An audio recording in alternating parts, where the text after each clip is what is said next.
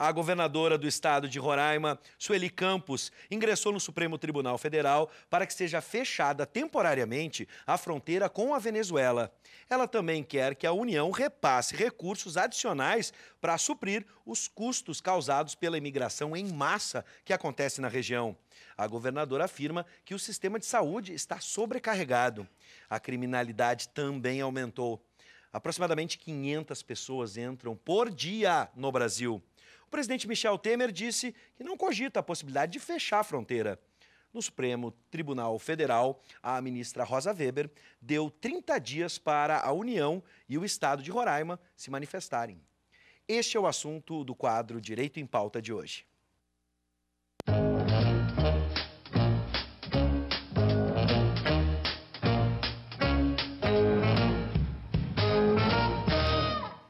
Para você ter uma ideia, o Rio Grande do Sul é o quarto estado com o maior número de refugiados no Brasil. Em Porto Alegre já moram aproximadamente 300 venezuelanos. Boa noite, professor Paulo Regis. Seja bem-vindo. Boa noite, Vivi. Sempre uma alegria estarmos juntos para tratar mais um tema jurídico. E os nossos convidados de hoje. Sem dúvida. Vamos apresentar a professora Michele Fernanda Martins, que é mestre em Direito e Sociedade pela instituição La Salle. E também é especialista em Direito Público pelo IDC. Mas temos aqui, além de advogada, uma característica que nos dá muita honra. Ela é nossa colega e é egressa do curso de bacharelado da UBRA, professora Michele. Como sempre, Bives, e sempre nos trazendo contribuições valiosas, doutas contribuições, professor Jorge Trindade, que, entre outras especialidades e outras disciplinas, leciona Psicologia Jurídica. Quero registrar ainda que a professora Michele leciona Direito Internacional. Muito bem, professor. Sejam bem-vindos, professores. Obrigada. Bom, antes da gente começar a nossa conversa, o professor Paulo Regis tem sempre uma obra jurídica que a gente indica sempre com aquela força da Livraria do Advogado, né, professor? Hoje, qual obra vamos indicar? Bives, nós vamos indicar mais uma publicação da Livraria do Advogado, editora, intitulada O Princípio do Livre Convencimento no CPC de 2015, da autoria do professor da Unicinos, Rodolfo Wilde. A obra é resultante de sua tese de doutoramento na referida universidade. Ela passou a integrar a segunda fase de uma prestigiada coleção que conta com apoio metodológico e editorial da Livraria do Advogado, editora. Basicamente, a obra enfrenta o princípio do livre convencimento em suas partes, o objeto do processo e os problemas epistemológicos ligados ao livre convencimento. Essa é a obra que nós estamos indicando, Bives. Muito bem, professor. Você sabe, a gente está aqui na tela, você pode ver o telefone da Livraria do Advogado para você adquirir essa obra. Bom, vamos começar com o nosso debate. Agora sim, vamos começar com a nossa convidada especial, professora Michele. Mais uma vez, seja bem-vinda. Eu peço que a senhora explique para a gente, de uma forma que o leigo possa entender, as diferenças. Eu comecei ali falando sobre imigração, mas a gente pode diferenciar entre o imigrante e o refugiado e até mesmo o exilado? Sim, o que acontece? Em primeiro lugar, é uma honra estar aqui participando com vocês deste programa. A honra é nossa, professora. Seja bem-vinda, professora. Sim, podemos diferenciar. O que acontece é que os migrantes, eles são pessoas que saem do seu local de origem e vão para outros locais. Durante toda a história, desde os primórdios da civilização, isso acontece das pessoas migrarem e irem para locais diferentes. Já o refugiado, ele, conforme o artigo 1º da Convenção de Refugiados de 1951, são aquelas pessoas que precisam sair dos seus países ou por motivos de raça, religião, nacionalidade, ou por pertencerem a algum grupo social, ou até mesmo em razão de suas opiniões políticas. Já o exilado é aquela pessoa que precisa sair por algum motivo de uma ordem mais, como eu posso explicar isso de uma maneira simples, de uma forma mais política, assim, que está sofrendo uma perseguição, como é o caso, por exemplo, das ditaduras. Sim, perfeito. Professora. Professora Michele, nós gostaríamos de indagar o seguinte: a questão dos refugiados, indiscutivelmente, é uma questão humanitária, que, quando nós podemos ouvir a opinião do professor Jorge Trindade, certamente vai trazer belíssimas contribuições. Mas aí, o que caberia a nós indagarmos é o seguinte: O Brasil é obrigado a receber esses refugiados da Venezuela? Sim, o Brasil é obrigado, porque o Brasil é signatário dessa Convenção de Refugiados de 1951. Posteriormente, também houve a Declaração de Cartagena, de 1984, que o Brasil também é signatário, que estende o conceito de refugiado para as pessoas que têm ameaçado a sua segurança, a sua vida, ou têm direitos humanos violados. Existe uma violação de direitos humanos. Então, sim, o Brasil precisa recebê-los. Bom, e o papel, por exemplo, da Organização das Nações Unidas nessa questão dos refugiados? Só voltando umas casinhas, Claro. porque eu fiquei curioso sobre essa participação do Brasil nesse tratado, porque a gente viu a governadora pedindo o fechamento da fronteira. Isso seria inviável, na medida em que o Brasil faz parte. O presidente Michel Temer que disse que não cogita essa É possibilidade. incogitável, É foi a palavra que ele essa utilizou, né? Exatamente, professor. É incogitável mesmo. As fronteiras vão ficar abertas. Sim, ele diz que é incogitável, né? O Brasil tem uma tradição de acolhida humanitária Sim. com diversos países e o que acontece é que tem entrado, como foi lido no início, muitas pessoas. A governadora alega que existem muitos problemas de marginalização, que essas pessoas não Sim. têm onde ficar. E agora está se analisando conjuntamente, né? Ela entrou no STF, a ministra Rosa Weber encaminhou para a Câmara de Conciliação e Arbitragem do Conselho Federal para que ocorra um processo de interiorização. O que significa isso? Ver esses refugiados e encaminhá-los para outros estados para que não exista um contingente tão grande de pessoas lá em Roraima. Claro. Chamaram de interiorização. Perfeito. Mas, professor. Vives, eu queria quebrar um pouquinho aqui a nossa discussão para oportunizar ao professor Jorge Trindade uma visão para os nossos telespectadores.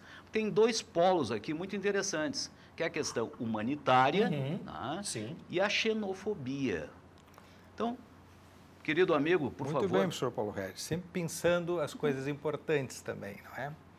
Eu tenho a impressão que a questão da xenofobia, que é o medo das pessoas diferentes, estranhas, que vivem noutra cultura, noutro país, noutra região,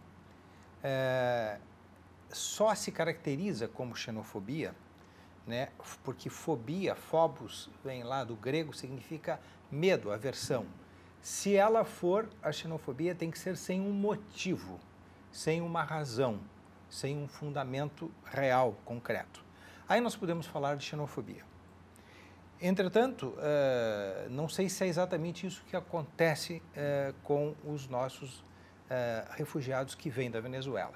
Também acho extremamente legítimo que a busca por qualidades de vida, de uma melhor qualidade de vida para si ou para a sua família, é um gesto de alto potencial humano, né? Humano e natural. Isso é natural que todo ser humano aspire a melhores condições de vida.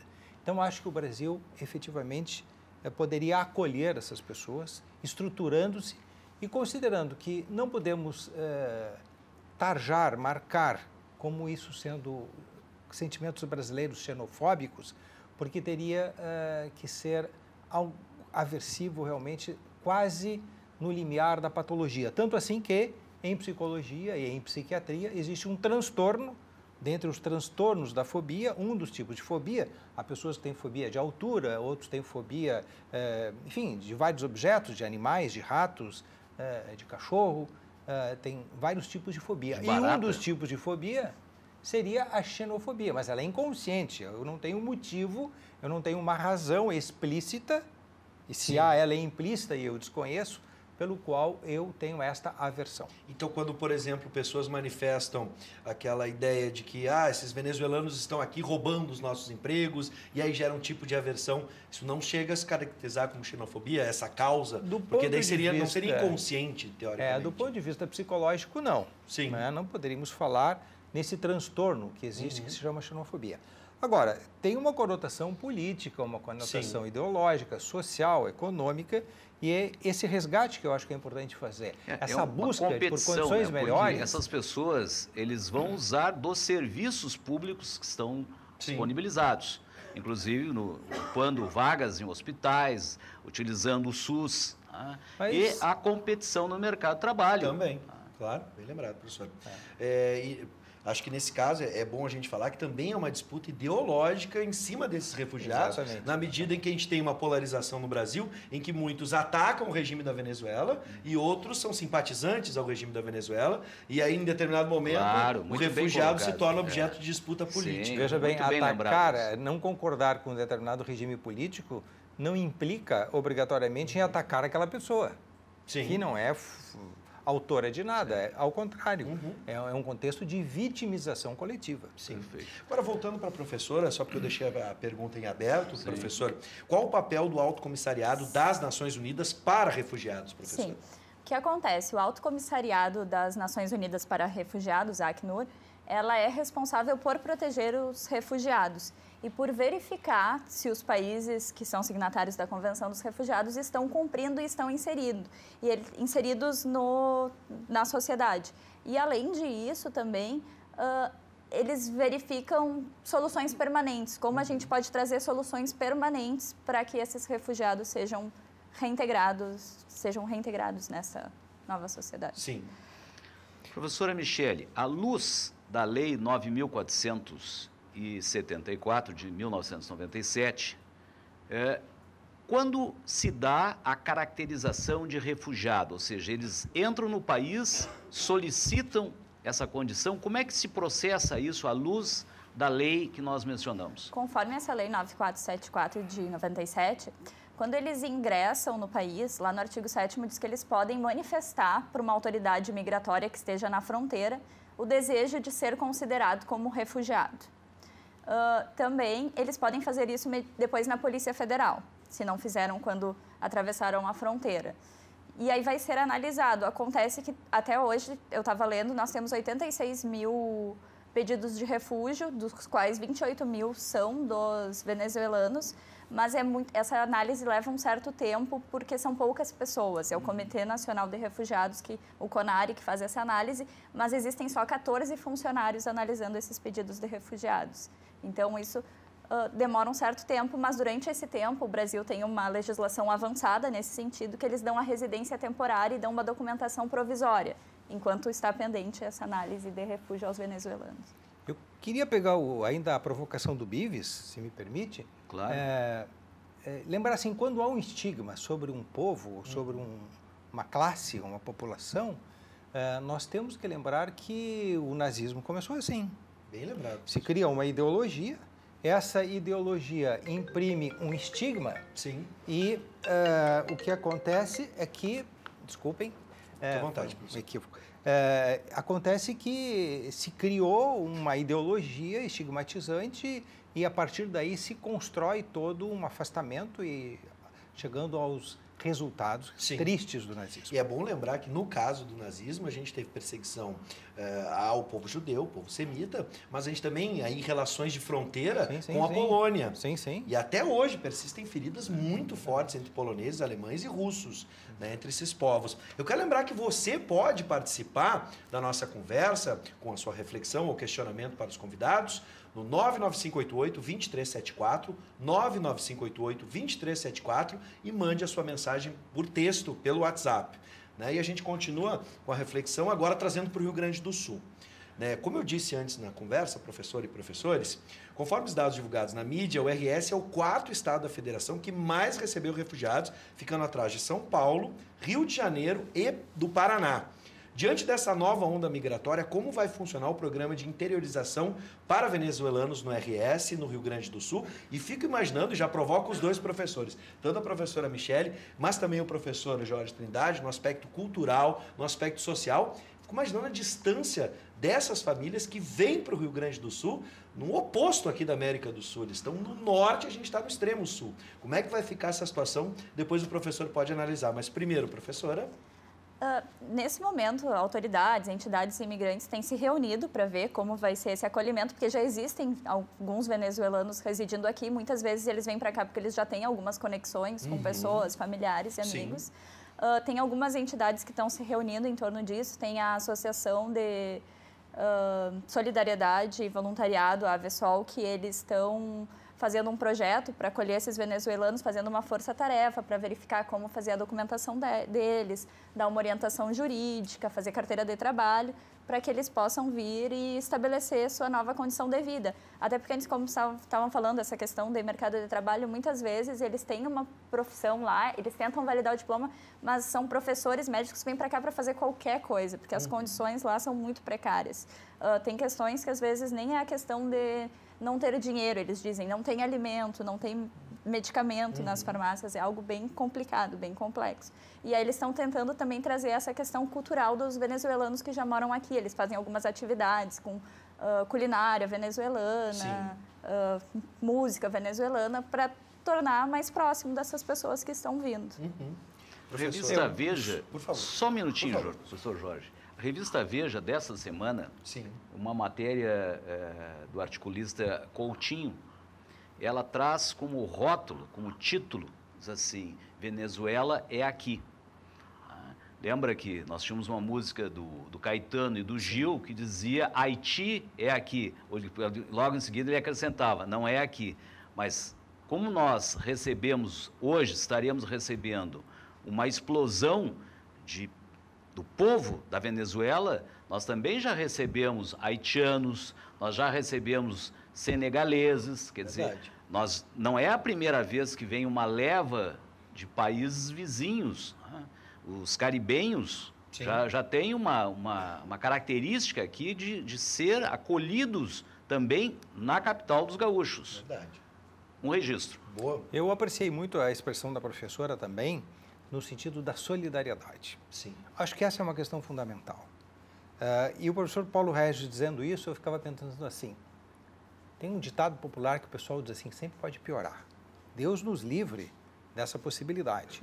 E a questão da solidariedade é importante, porque eu também acho que o povo gaúcho, e nós pensando de uma forma plural, né? Acho que nós temos que pensar de uma forma múltipla, plural, o povo gaúcho é um povo acolhedor e nós podemos partilhar e enriquecer muito com a diferença. Sem dúvida. E essa questão, professor, da distância, isso pode afetar? Ou esse acolhimento? Mas o ser humano é um ser extremamente adaptável. Sem dúvida. Não é? Principalmente quando vem de condições mais adversas para condições mais favoráveis. Então, eu acredito nessa adaptação e nessa integração e interação entre os povos. Professora Michele, nesta decisão da ministra Rosa Weber, em que ela encaminhou a solicitação de manifestação, tanto da governadora como da União, propondo que esse assunto seja tratado na Câmara de Conciliação e Arbitragem da Administração Federal. Como é que a senhora enxerga isso? Como é que a senhora enxerga isso poderá ser resolvido através da União e do Estado, que está sendo imediatamente prejudicado, porque é bom lembrar aos nossos telespectadores que nós temos aí problemas graves que envolvem saneamento, envolve a questão da saúde, envolve alimentos e competição no mercado de trabalho. Lembrando aos nossos telespectadores que essas pessoas que estão vindo, os chamados refugiados da Venezuela, há um grupo expressivo de pessoas com formação superior. Tem médicos, tem engenheiros. Como é que esse assunto pode ser contornado dentro seria uma espécie de conciliação entre a União e o Estado? Eu acredito que pode ser positivo se a União e o Estado de Roraima conversarem, verificarem como fazer isso também em relação aos outros estados, porque é algo que precisa de uma força-tarefa, porque essa Câmara de Conciliação e Arbitragem é onde a União pode discutir com os outros estados uma maneira conciliatória de fazer isso, resolver de uma forma consensual. E todos os entes federativos empregando esforços, seja União, Estado, município, Distrito Federal, isso pode tornar mais fácil esse acolhimento e essa verificação. Até porque, como o professor Jorge falou, essa solidariedade está nas pessoas, está nos estados também. Se todo mundo se reunindo, se torna muito mais fácil dessa recepção, desse acolhimento. Sim. A grandiosidade, ela se expressa de uma forma bem objetiva. Na Síria, 5 milhões de pessoas são refugiados. Mas, senhor telespectador, 4 milhões de pessoas já saíram da Venezuela. Veja a criticidade desse assunto. E todas passando por Roraima, seja como você queira falar, né, passando por esse estado. Então é compreensível o pedido de ajuda da governadora na medida em que 500 pessoas ingressam por dia na fronteira. Sim. Eu quero voltar uma casinha com o professor Jorge Trindade, a gente tem a participação do Andrew. Gostaria de saber se a xenofobia não se caracteriza também pelo fato dos brasileiros terem medo e acharem que os venezuelanos podem estar aqui tomando oportunidades de emprego. A gente falou um pouquinho, mas para o Andrew relembrar essa questão da xenofobia. Andrew, vamos sublinhar o seguinte, se for um medo real, um dado real de perda de mercado de trabalho, né, não é característico de uma xenofobia. A xenofobia é quando a gente tem essa aversão, esse medo, sem uma razão, sem um motivo racional. Isso é xenofóbico. Perfeito. Né? Agora, se há criação de dificuldades, nós temos que pensar mesmo pelo lado da solidariedade, do partilhamento, do acolhimento. Eu penso assim, pelo menos. Sem dúvida. Deixo os minutos finais aqui, os 2 minutos finais, para a professora se manifestar nessa questão, como deveríamos encarar ela como bons brasileiros. Acredito que nós devemos acolher os venezuelanos, assim como todas as pessoas. Como eu disse, o Brasil tem uma tradição de acolhida humanitária, visto como um país...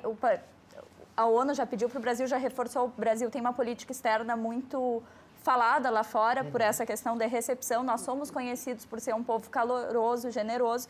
Então, vamos honrar essa nossa tradição, né? Essa nossa fama. Sem dúvida.